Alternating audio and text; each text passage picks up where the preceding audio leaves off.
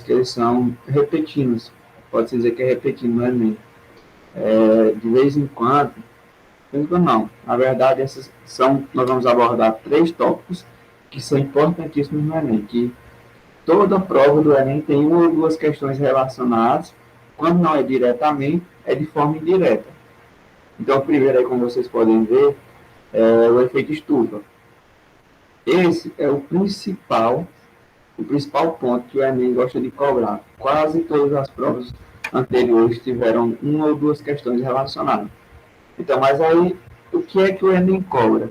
Pelas questões que eu olhei, o Enem, ele busca mais a questão de saber, tipo, o que é o efeito, o que é que ele causa, qual é a sua função no meio.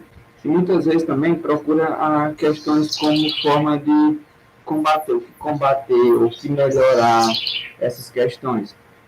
Então, a gente vai falar um pouco sobre isso. Temos aqui uma imagem, como vocês podem ver, deixa eu botar bem aqui. Vocês podem ver, tem uma imagem bem aqui. E aí, vamos falar um pouco o que é. Bom, o efeito estufa, principalmente, ele é o quê? É uma camada de gases que ficam ao redor da Terra, e essas camadas, elas impedem que, de certa forma, os raios emitidos pelo Sol atinjam diretamente a Terra sem, digamos, sem um certo controle.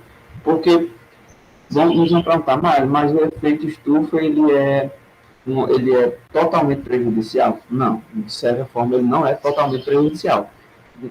Em sua forma moderada, ou seja, controlada, ele não é prejudicial para a Terra e para todos nós. Por quê? Porque ele serve como um regulador da temperatura da Terra. Já entra aí a sua função. A função do efeito estufa, na sua forma controlada, é o quê? Regulamentar a temperatura da Terra. Para que não esteja muito frio, muito quente. Então, ele faz o quê? Ele funciona como um regulamentador da temperatura. Então, beleza. O que é que o efeito estufa causa? Bom, as principais causas do efeito estufa são a questão do aquecimento desordenado em algumas regiões, e em outras já é um esfriamento, gera toda uma questão de um descontrole ambiental. Então a gente pode entender mais ou menos o que é esse efeito estufa. Nós temos aí, na Terra, a gente tem vários tipos de gases. E esses gases, quando vão para a superfície, eles formam uma camada. Essa camada, ela fica ali impedindo que esses raios atinjam a Terra, né? Principalmente quais são os gases? O metano, que é o CH4, e o CO2, que é o carbono. E aí, esses gases são os principais que influenciam nesse efeito estufa.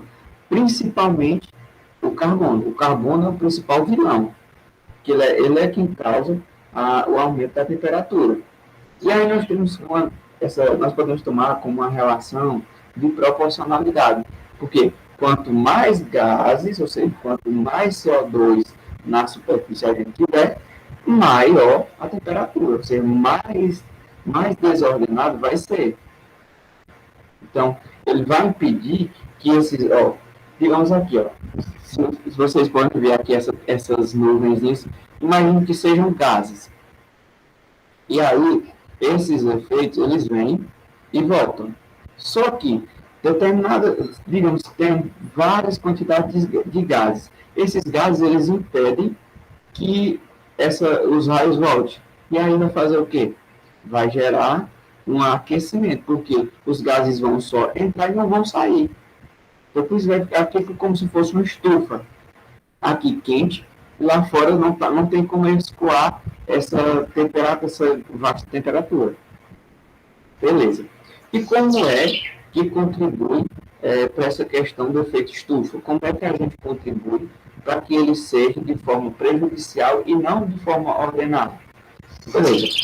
Há diversas formas de contribuir, seja pelas queimadas, que é o que a gente está percebendo muito, a queimada da Amazônia vem aumentando de forma desordenada, e também tem a questão, o pior, a queima de combustíveis fósseis, que praticamente o mundo todo não vive praticamente a gente não vive sem transporte. E esse transporte é movido, a maioria dos transportes são movidos por queima de combustíveis fósseis, que aí entra a gasolina, entre outros. E também a questão das indústrias, das termoelétricas, para a formação de energia, está tendo até a questão da crise de energia, por conta da crise, principalmente a hídrica, porque está tendo uma baixa dos reservatórios, e aí, por conta dessa baixa de reservatório, a gente teve que aderir o quê?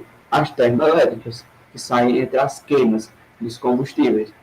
E aí, tem até países que já estão em crise por conta da excessiva queima, como a China. A China entrou em uma crise do carvão, porque está embaixo o carvão, e lá, como a energia é por conta disso, então você vê que influencia nesse efeito. Por quê? A gente precisa de energia, então vamos queimar para ter essa energia. Então vai gerar o quê? Uma maior emissão de CO2 na atmosfera. Aí, beleza. O metano, ele não é tão prejudicial como o carbono, mas ele é prejudicial. Ele prejudica do mesmo jeito, em menor quantidade, mas prejudica. E também, a gente pode ver que esses problemas, eles possuem soluções viáveis. Como a gente pode citar algumas soluções? A gente pode utilizar a questão das energias alternativas, como a questão dos óleos vegetais, que é por meio dos biodiesel que a gente pode utilizar, o bioálcool, que é através da fermentação da sacarose, né, da cana-de-açúcar, as energias limpas, como a eólica, a solar. Só que essas energias demandam um pouco de investimento, um pouco não. A solar, principalmente, ela demanda muito investimento. E é uma das que tem, podemos dizer assim, uma menor taxa. A eólica, ela vem ganhando mais, digamos assim, vem ganhando mais atenção, né, nesse contexto, né? Então, bora lá. A gente já falou o que é, já falou o que causa, que são as ações antrópicas do homem, que agravam esse efeito, a sua função, que é de regulamentar, e o que fazer para melhorar, que são as fontes alternativas, né?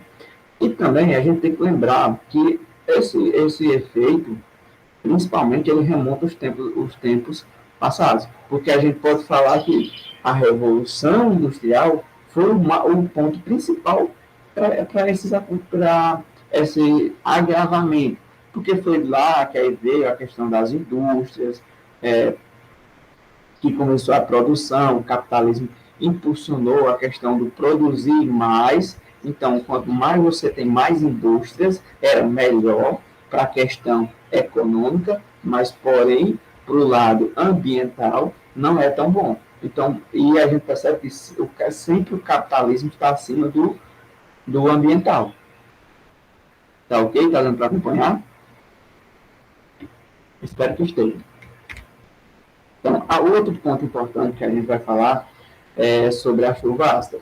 Lembrando, a gente vai falar um pouco de cada desses tópicos e no final vai ter uma questão de cada um para a gente ver como é que cai no Enem, para já ir se familiarizando. Beleza. O próximo assunto, a chuva ácida, também bastante importante. No Brasil não tem tanta incidência como em outros países. A gente vai entender por quê. Então, a chuva ácida, ela tem como um ponto negativo, porque podemos dizer que ela, além de prejudicar o cenário ali, o cenário que, digamos, os objetos, ainda pode prejudicar o quê? As águas, por meio da acidificação das águas. A acidez pode tornar o solo ácido, fazer com que muitas espécies morram. A questão também de colocar em risco os corais, que a gente vê que tem muitos corais, eles estão em processo de extinção por conta da água estar em meio ácido, está ácida. Então, beleza, então tem isso. Agora falar mais um pouco, beleza. Ó, a questão da chuva ácida, ela ocorre por conta da calagem. Então, a gente faz, na verdade, a calagem é uma forma de tratar o solo ácido, que é onde a gente faz o quê? Coloca ali cálcio, coloca cálcio para que essa terra não fique tão ácida. E aí é uma forma de tratar essa acidez do sólido, do solo ali, na verdade. Beleza. Mas ela pode causar o que mais? Além da acidez do solo e a oxidação de alguns materiais, como as estátuas, algumas coisas de ferro, alguns objetos de ferro. Aqui no Brasil não tem muito, mas se for para países onde tem uma grande quantidade de indústria, pode perceber algumas estátuas, alguns monumentos que eles são assim deformados por conta dessa chuva ácida. Bora lá. Além, sim, mas o que causa essa oxidação desses materiais? Principalmente é a questão do que? O CO2. É o processo que ocorre envolvendo o CO2. Vamos falar um pouco sobre a acidez da água, depois a gente vai para a acidez de alguns materiais. Ó, primeiro de tudo, ocorre o quê? O desmatamento, a queima de combustíveis fósseis, a vasta emissão de carbono na atmosfera, aí contribui essencialmente para esse problema. Por quê? Chegou o gás carbônico na atmosfera, se juntou com outros gases, ou então reagiu com a água, ao reagir com a água, vai formar o ácido carbônico. E esse ácido carbônico é o que faz com que a água fique ácida e assim deixe de possibilitar a vivência de peixes e algumas plantas que ficam na água. E beleza. E aí, vamos falar agora já para a parte ali uma parte mais dessa questão da química por trás dessa acidez. Porque a acidez ela vai estar ligada principalmente à questão do pH, ao nível do pH. Porque o pH ele tem uma parte que ele é neutra e tem uma parte que ele é mais ácida. E essa parte, nós vamos ver que quanto menor o pH, quanto mais ele se aproximar ali de 7, ele vai ser uma parte ácida. Porque a gente tem uma referência para fazer isso. Maior acidez. Então, quanto maior a liberação de H+, que são os ácidos, maior vai ser o quê? A acidez. E quanto maior a acidez, menor o pH. Não é porque assim, maior a acidez, maior o pH. Não. É uma relação inversa. Enquanto a acidez sobe, o pH diminui. Tá dando para compreender? A gente tem podemos dizer que tem uma relação de coisa. A gente pode dizer que tem assim, o CO2 reagindo com a água vai formar o quê? O H2SO3, que é o ácido carbônico. Beleza. Aí esse ácido volta para a superfície e vai liberar o quê? Libera a questão do H+. Liberando o H+, ele vai ficar o quê? O H2, o HCO3. Que aí vai formar, vai depois. Ele é um processo, para dizer assim, um processo que ele vai ficar um ciclo. Acontece, volta. Aí fica retornando. Então, nós vamos ter bem aqui. Aí ficou, né? O HCO3. Digamos que nós temos o SO3, o SO3 mais o H2O, aí formando o quê?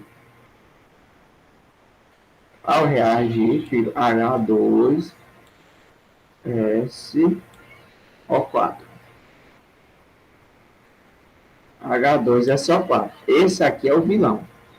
Esse é o principal que causa isso. Qual é esse aqui? O ácido sulfúrico, que quando ele se precipita em forma de chuva, é o responsável, digamos, pela questão da oxidação desses metais, das estátuas, e também quando ele cai na água, que ele deixa aquele lugar ácido, acabando também em locais que tem indústrias, é mais assim, propício para ocorrer isso. Então, já vou fazer a retrospectiva. O que foi a chuva ácida? O quê? A emissão de gases que, após ocorrer a reação com a água, se transforma em um ácido que, ao cair, ao entrar em contato com o solo ou com a água, torna essa água ácida, impossibilitando o quê? Da existência dificultando a vivência dos peixes e de algumas plantas aquáticas. Beleza. Aí nós temos uma relação inversamente, que quanto maior a acidez, menor o pH, tornando isso ácido. E aí também nós vamos ter a questão do ácido sulfúrico, que o ácido sulfúrico é o principal vilão, que vai fazer essa acidificação, e o que ele vai causar? Danos rios, danos aos lagos, monumentos. E o que é que a gente pode fazer para melhorar? Deixar de fazer essas queimadas, optar por transportes com meios alternativos, só que, como tudo, demanda muito investimento. Porque se eu tenho que fazer eu tenho que investir em carros que utilizem meios, digamos, sustentáveis, vai demandar muita grana para fazer isso. Então, já gerar uma questão de gastos. Deixa eu ver mais aqui. Beleza. Então, a gente já falou sobre a chuva ácida, já falou as condições, a acidificação, né, o que ela é, e o que causa, e o que pode fazer para melhorar. Agora vamos para a camada de ozônio. Outro ponto bastante importante nessa nossa discussão, porque a camada de ozônio é outra forma que ela é boa, mas até certo ponto. Até certo ponto ela é boa, se ela é controlada. É a mesma coisa lá do efeito estufa. Esses eles são uns efeitos que você vai ver lá que tem a ação do homem como um intensificador desses processos. Tem a questão, o homem, a ação do homem por trás desses eventos. Então, bora lá. Falar um pouco sobre a camada de ozônio. O que é? Bom, a camada de ozônio, ela vai ser uma camada formada uma camada de ozônio, né, que ela vai ficar ali na superfície, protegendo a Terra dos raios UVA e UVB do Sol. Beleza. E esses gases, quando passam em grande quantidade para a Terra, eles podem causar diversos problemas para a saúde e também para a questão da vivência. Por quê? Você imagina, o UVA e o UVB são os principais causadores de quê? De câncer. Então, esses gases cancerígenos, se emitidos em grande quantidade na Terra, vai gerar uma grande quantidade de pessoas com câncer, e aí dificultando, podemos dizer assim, a questão da nossa vivência. Então, temos que preservar essa camada de ozônio. Ela já teve um período que ela estava bem conservada, só que com o passar do tempo e com a grande quantidade de gases que a gente emitiu, que a gente emite todos os dias, então, gera essa questão da danificação dessa camada de ozônio e possibilita que mais gases entrem na superfície da Terra, esses gases cancerígenos. Então, beleza.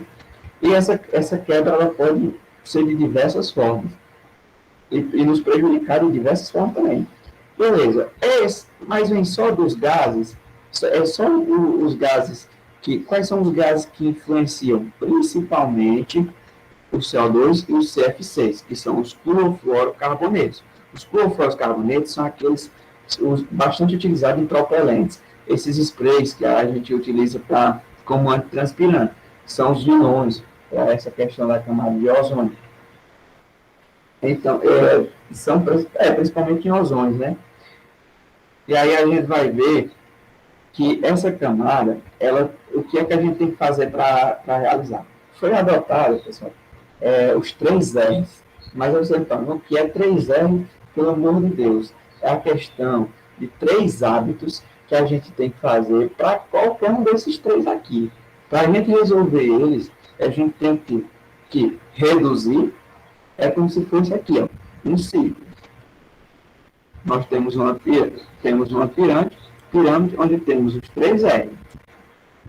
Temos os 3 R's aqui. Aí o que é que eu tenho que fazer? Primeiro eu tenho que reduzir. Eu reduzo, depois eu reutilizo e depois eu faço o quê? Aí eu pego e reciclo. Então é um ciclo. Eu reduzo, reciclo e depois eu reutilizo. Então, a gente tem que fazer mais o quê? Tem que reduzir essas emissões, a gente tem que reutilizar mais e reciclar mais, para que a gente possa ter uma melhora nesses 3 tópicos que foram debatidos. Tem um tópico bastante importante, que eu vou até voltar aqui para falar para vocês. A questão do efeito estufa, caiu até uma questão da Enem, vocês vão ver, eu vou ter ela. Ela é uma questão bem interessante. Por quê? A emissão de gases por conta de indústria, de veículos e termoelétricos são contribuintes? São. Mas caiu uma questão que falava que os gases emitidos por vacas, o gado, é prejudicial também para o efeito estufa. Ah, pessoal, não, isso aí não pode ser. Mas é sim, o metano, ele é liberado pela questão das vacas das vacas. E ele contribui para o efeito estufa, sim. Porque a questão da pecuária, você vê que ela vem crescendo muito, cresce demais. Porque até o Brasil é o maior exportador de carne bovina. Então, a maior tendência é de aumentar a pecuária. Então, quanto maior a quantidade de gases, maior a emissão de metano. E quanto mais metano tiver, mais difícil vai ficar esse controle do efeito estufa. Então, esse era o ponto importante que eu queria falar para vocês. Bora lá. Aí, aqui eu trouxe as questões, vocês estão acompanhando ainda? Bora lá. Então, bora ler aqui a questão. As questões do Enem, esses pontos eles são bem mais tranquilos. Você pegar e ler ali, você vai ver que tem um pouco da química, mas a maior parte tem a questão da consciência mesmo das pessoas. Bora. A atmosfera terrestre é composta por gases de nitrogênio, de oxigênio, que somam cerca de 99% dos gases traços. Bom, entre esses, o gás carbônico. Vapor de água, H2O, metano, que é o CH4, o ozônio, que é o O3, e o óxido nitroso, o NO2, que compõe o restante 1% do ar que respiramos. Beleza. Os gases traços, por serem constituídos por pelo menos 3 átomos, conseguem absorver o calor radiado pela Terra, aquecendo o planeta. Esse fenômeno acontece há bilhões de anos, e é chamado efeito estufa. Então, já identificamos do que é que a questão vai tratar. A partir da Revolução Industrial, um tópico aqui bastante importante, século XIX, né? A concentração de traços a particular CO2, que é o vilão, a gente viu, tem aumentado significativamente, o que resultou no aumento da temperatura. Vai marcando. Quando você vai pegar as questões do Enem, vai marcando a parte importante. Aí você vai ou eliminando as alternativas, ou então você já mata de cara a questão.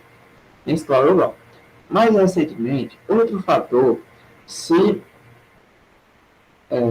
tornou diretamente envolvido no aumento da concentração de CO2 na atmosfera. Beleza. O desmatamento. Opa, então já quer saber o desmatamento. Considerando o texto, alternativa viável, ou ele quer saber o que devemos fazer. Ele quer saber o que devemos fazer para quê? Ele quer saber qual é a alternativa que devemos utilizar para combater o efeito estufa em seu estado alterado pela ação humana. Então, bora lá. Reduzir o calor irradiado pela Terra mediante a substituição de produção primária de industrialização refrigerada. Não, nem tanto assim pela condição primária, industrialização refrigerada, não. Promover a queima de biomassa vegetal quer dizer que a gente vai queimar para poder diminuir? Não, a gente não vai promover a queima.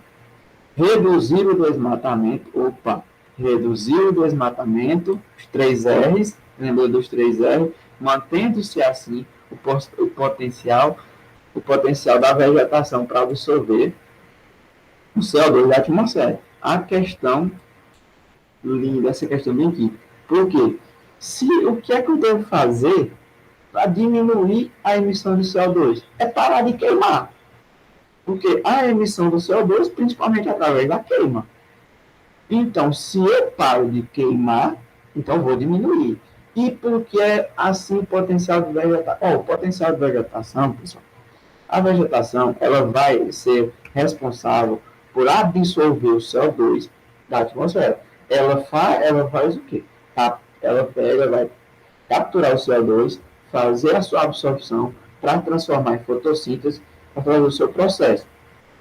Então, isso é importante, porque através dessa absorção que ela vai diminuir a questão do CO2. Então, seria também uma ação viável aumentar o plantio, ou seja, não destruir, e sim plantar mais em áreas que tem vegetação que foi degradada, procurar plantar mais naquela área.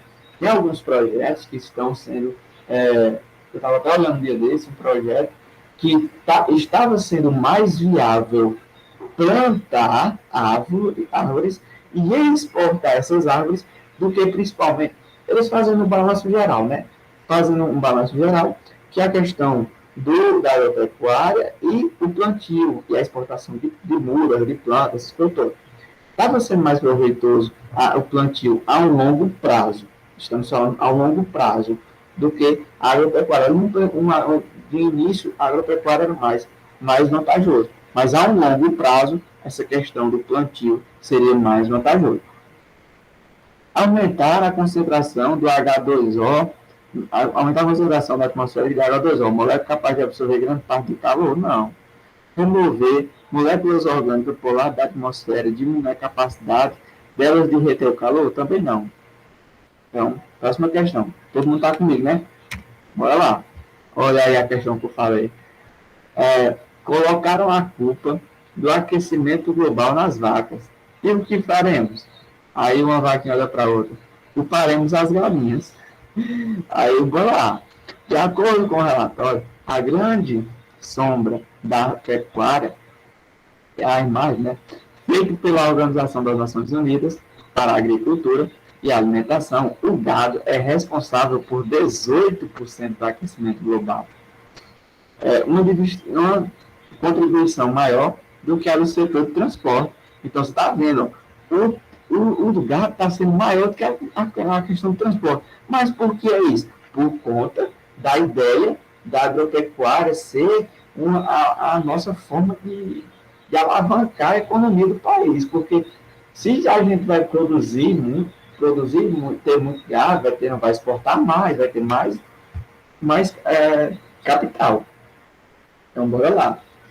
Aí, a criação de gado em larga escala contribui para o crescimento global. Por meio da emissão de quê? Agora ele procurou, a pergunta foi bem direta. Ele perguntou qual é o gás que faz com que o gado seja esse responsável. A gente viu lá que foi o metano, que foi o CH4. CH4. O CH4 é o vilão por trás das vaquinhas. Então, beleza. Bora ver aqui.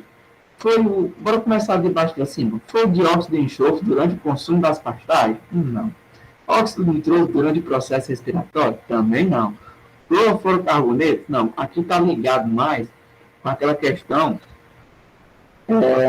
da camada de ozônio. Esse aqui, os fluorofluorocarbono. Beleza. O óxido nitroso durante o processo de ruminação? Também não. Opa, letra A. Aqui, ó. O metano durante o processo de digestão. Seria como se fossem os puns das vacas. Então, para frente. A outra questão que a gente vai falar. Bora lá.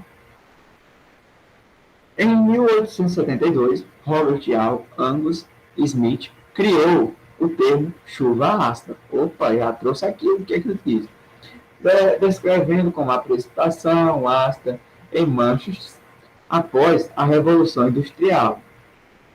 Trata-se do acúmulo demasiado de quê? Dióxido de carbono e enxofre na atmosfera, que reagem com o composto dessa camada.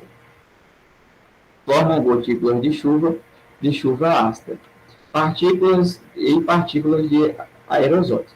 A chuva ácida não necessariamente ocorre no local poluidor, pois tais poluentes, ao serem lançados na atmosfera, são levados pelos ventos, podendo provocar reação em regiões distantes. A água, de forma pura, apresenta o pH 7. Ao constar agentes poluidores, reage modificando seu pH para 5,7, 6, e até menos que isso. Então, vocês viram que aqui no 7, ele não é prejudicial para a nossa saúde. Agora, se ele vai diminuir, aí o 5,6 já é prejudicial. Então, beleza. O que provoca reações? Deixando consequências. Ele quer saber quais são as consequências do pH ácido, que é o quê? O menor pH. Ou seja, se eu tenho um pH menor, então eu vou ter o quê? Uma acidez. O texto aponta para um fenômeno atmosférico de graves problemas no meio ambiental, a chuva ácida, que é a pluviosidade com pH baixo. Já trouxe até a definição. Esse fenômeno tem como consequência o quê? Qual é a consequência da questão da chuva ácida? Bora lá. A corrosão de metais, pinturas, monumentos históricos, destruição, cobertura vegetal e acidez de lagos. Opa! Nossa questão já trouxe de cara aqui, ó. Bora ver as outras. É bom você dar uma olhada nas questões. Quando for bem assim, uma questão bem na cara mesmo, marca. Não perde muito tempo. Mas quando ficou na dúvida, leia os demais e vai eliminando. A diminuição do aquecimento global. Tem a ver aquecimento global com a chuva ácida? Não. Isso daqui já não faz nem sentido. Uma destruição da fauna e flora e a redução de recursos hídricos com o aceleramento dos rios? Também não. Ela vai destruir a fauna. Vai, mas não é de certa forma o principal. O principal não é isso. Enchentes que atrapalham a vida do cidadão urbano, corroendo em curto prazo. Não é, pessoal, em curto prazo. A chuva ácida não é porque a chuva está ácida. Não é porque assim, eu moro num local que tem uma grande quantidade de emissão de dióxido de carbono e enxofre. Então, se chover e eu estiver na chuva, vai corroer minha pele. Não. Você não vai passar um ano ali parado recebendo chuva. Então, porque aqui é geralmente pela questão de muito tempo. As estátuas, elas ficam muito tempo expostas a essas chuvas, a essas situações. A degradação da terra nas regiões semiáridas, localizadas em sua maioria no Nordeste, não. No Nordeste não tem tanto essa questão da chuva ácida, não. É mais pelos centros, pelo parte das metrópoles. Próxima questão. Espero que vocês estejam acompanhando.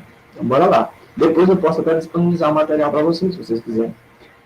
O lixão que recebia 130 toneladas de lixo e contaminava a região com seu chorume. Opa, chorume é o quê? Aí ele vem explicando. Líquido derivado da composição de compostos orgânicos foi recuperado, transformando-se em um aterro sanitário, controlado, mudando a qualidade de vida e a paisagem, proporcionando condições dignas de trabalho para os que dele subsistem. Beleza. Aí ele tem aqui e tal.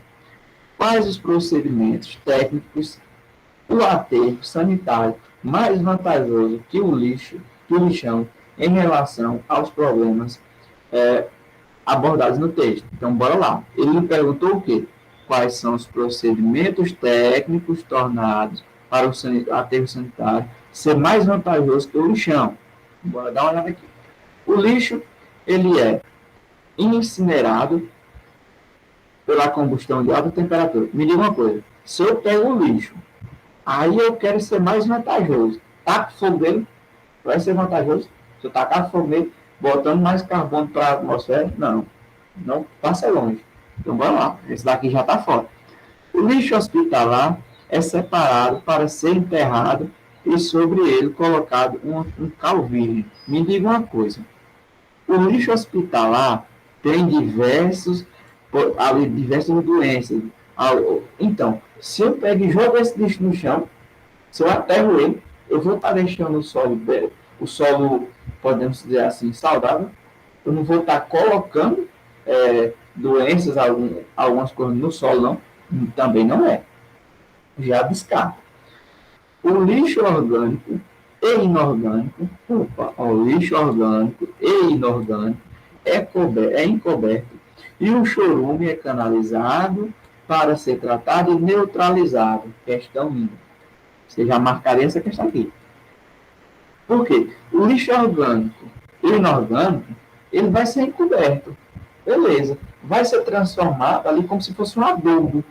E o chorume, que é aquele líquido, ele vai ser tratado. Ele vai ser tratado.